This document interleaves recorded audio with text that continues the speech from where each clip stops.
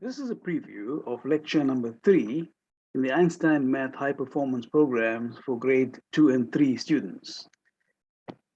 In lecture number 3, we're going to consider some important ideas. As we said, this is a preview. The actual lecture will take place later, but to prepare you for the lecture, consider some hints and ideas that you can try out to see if you can make some progress on the problems. Now, the first question is on counting squares. How many squares are there in total in the picture? We are talking about this picture, and these are worksheets for you to try out yourself. Now, you might easily say 1, 2, 3, 4, 5, 6, 7, 8, 9. Those are 9 small squares. Small squares equal to 9. But are those the only squares that you can see in the picture? Do you see other squares? Look very carefully. Look carefully. Look carefully. Do you see other squares? For example, do you see a square here? Right. Now I'm giving you an idea. So that tells you need to look more closely to see if you can find more of these squares.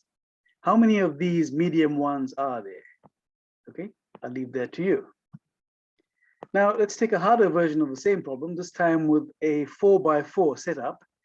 Again, you may count easily and get the answer 16 for 4x4. For the small ones, we know is 16. But what other sizes are there? Do you get bigger squares than that? Well, if you look at these pictures, again, you can see that you do have a 2x2 square possible there. You may even notice that there's a 3x3 square as well. How many of these are there? So using these ideas, can you count the total number of squares altogether in that 4x4 shape? As we said, the small ones are 16. Then you got the 2x2. How many are there? Then you've got the 3x3.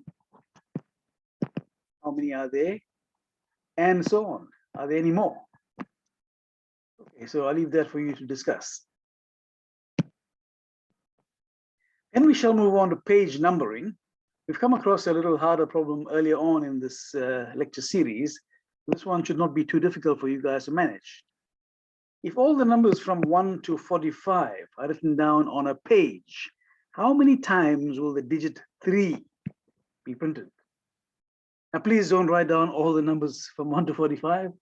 That would be a very complicated way of doing it. It'll take you some time. Why don't you stop and think about how a 3 appears? Where does 3 appear? What kind of numbers can you think of that have a 3 in it? All right, so I'll leave that for you to complete. Now, let's move further. Netball tournament. 4 teams play in a netball tournament where every team plays against every other team once only. How many games are played altogether? Now, I would suggest, as we've learned in lecture number 1, guess and check, make a drawing, a diagram, or a sketch, look for a pattern. Let's try using a diagram or a picture. 4 teams play in a tournament. So if we have 4 teams, let's call them, let's place them in a diagram like this, as if they were a square, A, B, C, D. So how many games are they played? So if A versus B, that's 1 game. B versus C, that's another game. So altogether, how many games can you find? Now, in the lecture itself, we're going to examine the case of what about 5 teams? What if there's 5 teams and 6 teams? So we shall consider these extra problems in the course of the proper lecture. Finally, we end off with problem solving.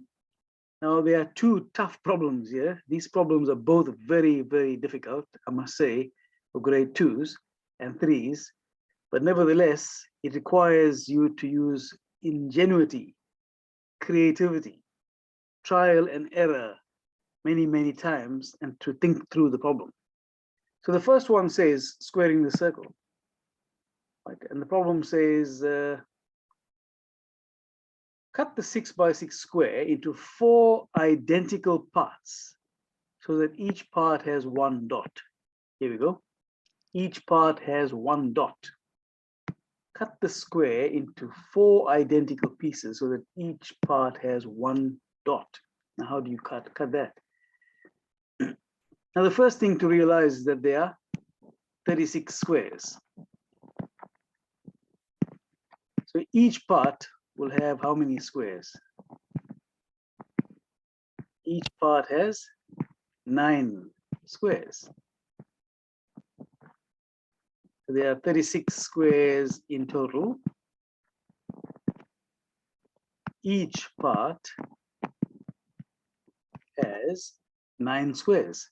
So you're going to divide this up into 4 sets of 9 squares, and every set must have a dot. Now let's try and think about this. How would we do this? So if we perhaps think maybe we can have one like this, that's 9 squares. Well, that doesn't seem to work. So it seems like you cannot do it with the use of straightforward squares. You have to use something else more ingenious than squares. If you think of some other shapes, maybe, let's see now. What about a shape like this? How many is that? That's 6, 7, 8, 9. Can we have a shape like this for the same thing on the top there? How many is that? Oops, I don't think this is going to work out. But there are 2 identical shapes, but my attempt is wrong. It doesn't work. Okay, so you need to try as much as you can to see how close you can get to the answer and if you can crack it. It's a very difficult problem, I must say. Finally, here's another one that can be complicated, but not necessarily. Here are some identical tiles on a floor. An ant walks only on the edges of the tiles and never goes over the edge, the same path more than once. What is the shortest path from A to B? What is the longest path from A to B? So here I've given you some drawings where you can try A here and B there. There's A and B here. So you need to go from A all the way up to B. So what is the right path to choose? So shortest, if you go like that, 1, let's change the color. 1, 2, 3. So let's say the long side is 2 and the short side is 1. So now I have a path of 1, 2, 1, 1, 2. What is that? 3, 4, 5, and 2, 7. Can you beat that? Can you get shorter than 7? You can try. What about the longest now? Let's see. What if the ant goes like that, like that, like that, and comes to B like that?